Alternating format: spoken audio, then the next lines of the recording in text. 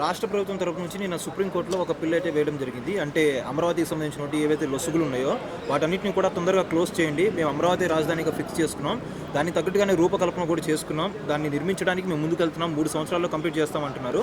ఇది ఎంతవరకు హర్షణీయం అంటారు?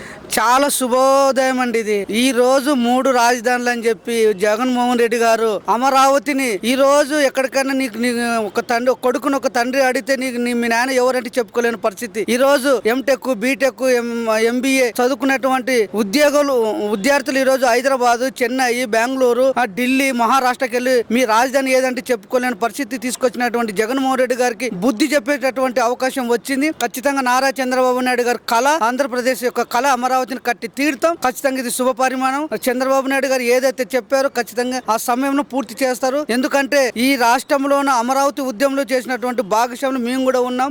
మమ్మల్ని కూడా అరెస్ట్ చేశారు. మమ్మల్ని కూడా యూనివర్సిటీ స్థాయిలో సస్పెండ్ చేసి అమరావతి ఉద్యమం కోసం ఎవరైతే అసలు బాసారో వాళ్ళకందరి కోసం నివాళులు అర్పించుకుంటూ ఖచ్చితంగా రాజధాని నిర్మాణం కట్టేది గ్యారంటీ. ఖచ్చితంగా అభివృద్ధి చెందుతుందని కూడా మేము తెలియజేస్తున్నాం. మీరు